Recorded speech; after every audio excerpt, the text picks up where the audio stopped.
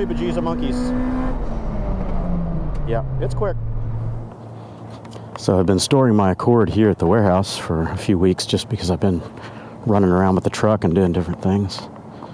That is my rally car, my poor neglected child of yesteryear. It's been sitting out for a number of years now. It needs to be totally gone through. But this is a wolf in sheep's clothing right here. I took this thing, had it sent up to Archer Racing in Minnesota and had them build this full rally spec.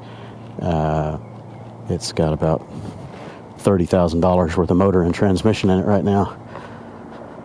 Pushing high 600s at the crank, and as I recall, it was low 600s, like 620 some. I have to look at the dyno sheets, but 600 something at the wheels, all four wheels, all-wheel drive. Fun stuff. So the EVO that we're going to go drive over to another shop today is the younger brother of this one. This is the older brother, so this is the first generation Mitsubishi rally car right there. All right, let's get this thing started and out of here. 2004?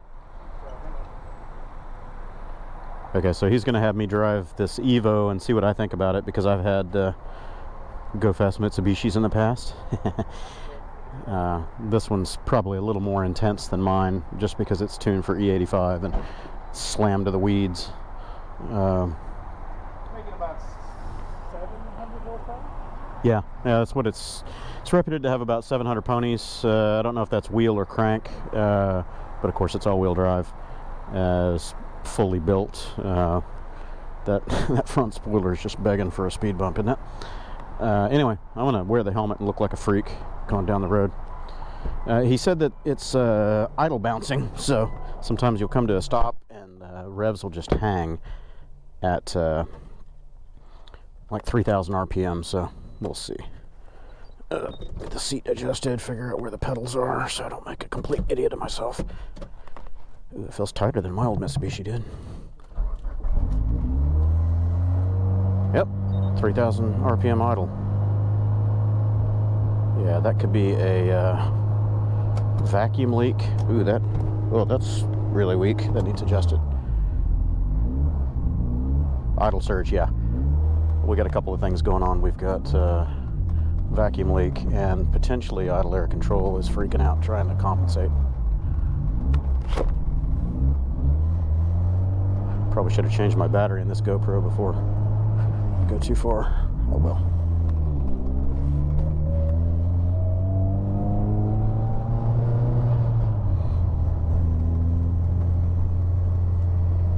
Handle's decent, stiff, but it doesn't feel like it's tracking weird or anything.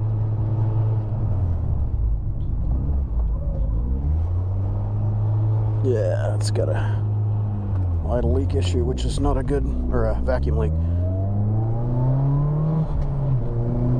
Let it warm up a little bit before I abuse the hell out of it.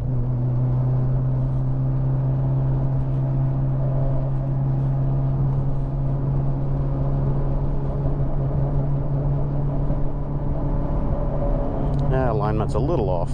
It's got a lot of miles on it. Holy crap, look at that, 84K.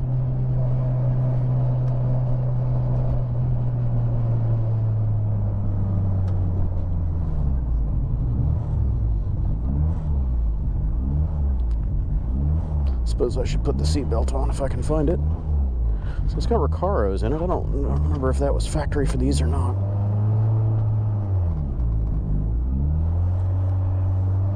Man, that idle is crazy. Could be something as simple as a vacuum line that's popped off. Usually if you blip them, if it's idle air control, you can blip it and make it rethink its position, but yeah, this seems like it's got a vacuum line out.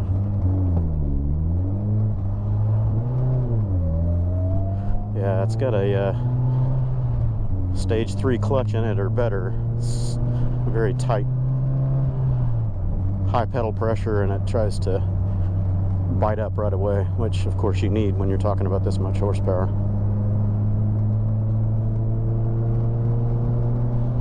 Mine had a dual puck carbon ceramic something. It was just crazy. Pedal pressure on it was just almost undrivable. You gonna let me out? Thank you.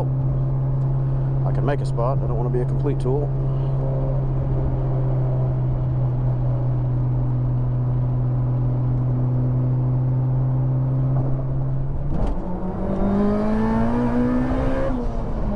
Yep, that's 700 ponies. Damn close to it. It goes like right now.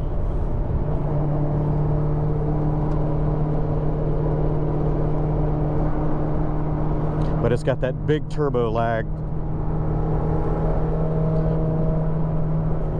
You stand on it and wait, and as it builds, then it's a light switch when it finally hits.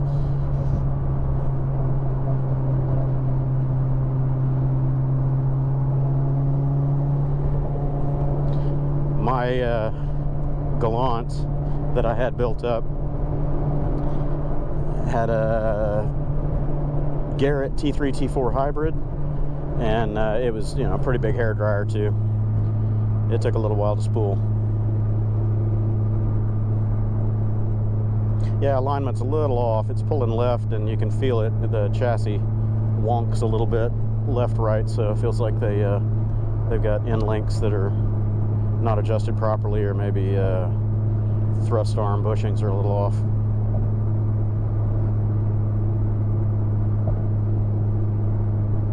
Somebody lost a trash can. I don't even know how fast I'm going. 65, yeah, I'm being good, kind of.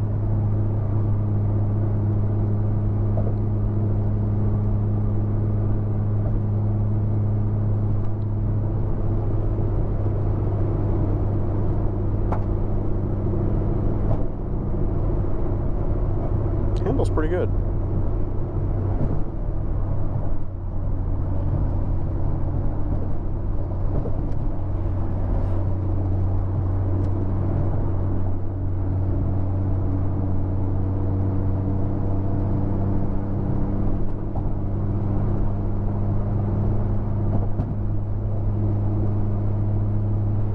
So we're 5-speed in this gearbox, not the 6-speed that the later ones had, which is actually good because the high horsepower in the 6-speeds tended to chew them up. I had enough problem with mine trying to eat transmissions, so I had my factory transmission, brand new factory transmission, pulled apart, new synchros and strengthened end bearings and things like that put in it so it could hold up, because the first factory transmission in it didn't like anything over about 500 horsepower. I found that out.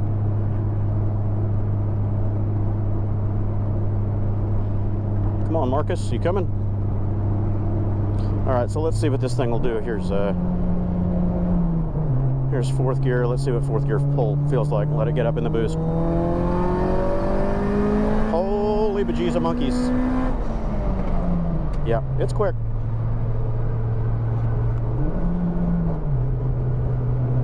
That was a fourth gear pull. I didn't even drop it to third.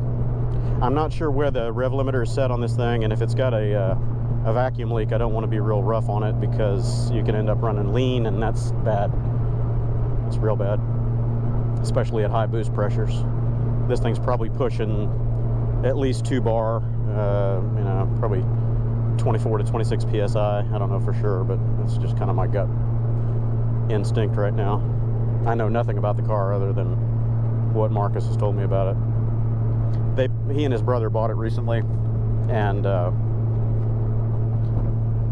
it was supposed to be built up and dynoed out at around 700 ponies, and that's pretty rough, accurate rough guess, I would say. So the guys that built this, the shop that we're going to, have the first 8-second Mitsubishi in Texas, apparently. They've got a EVO. I'm not sure if it's an EVO 9 or which family it is, but they're pushing 8 seconds in the quarter. Wow, man, that's quick. Mine was down in the 10s, but I was just running mostly street tires, and my driveline did not like it. I was having trouble with the 3-bolt rear end, skipping and slipping. I was trying to chew splines in the back. So yeah, wasn't real happy with me at those horsepower levels. You get on it real hard and you could hear it going, you know, under hard acceleration. So it was chewing up the rear end. And again, I can't tell how fast I'm going. 70, I'm being a good boy, kind of. This car just screams, give me a ticket. So, trying not to get one.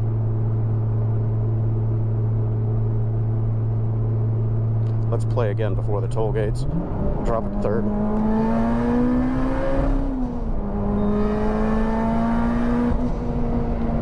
Yeah, I don't know how fast that was, but it was plenty fast. It runs.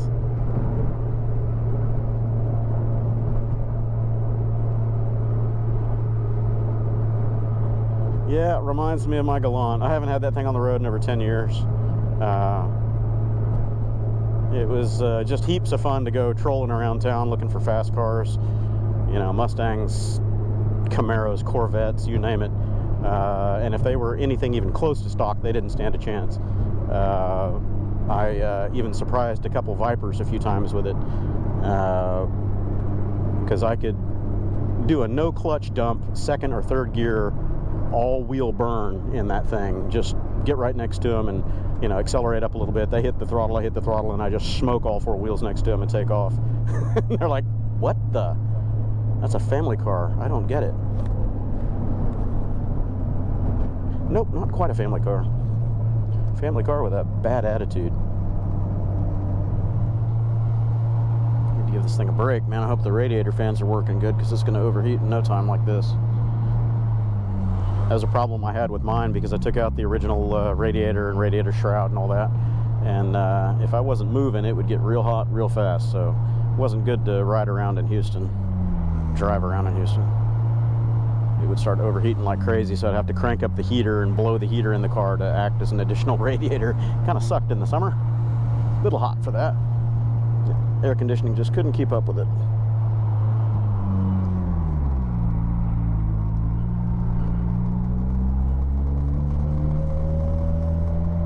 I'm idling in a parking lot here at 25.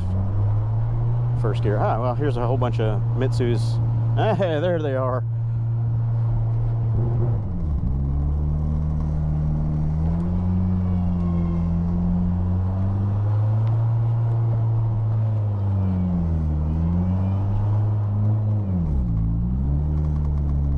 Gotta remember this low front spoiler here.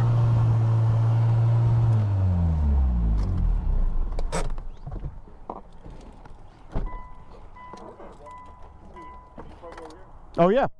Yeah, no worries.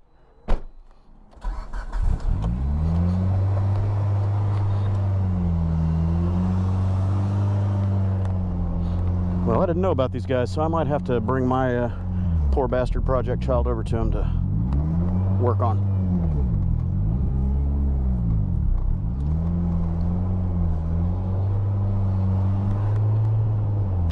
Here.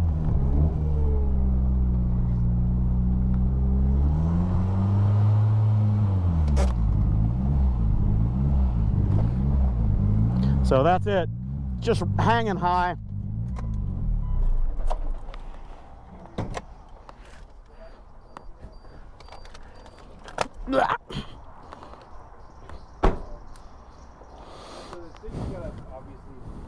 Vacuum leak or IAC control, something's going wonky in it. It just wants to hang up around 3,000 RPM and sit there.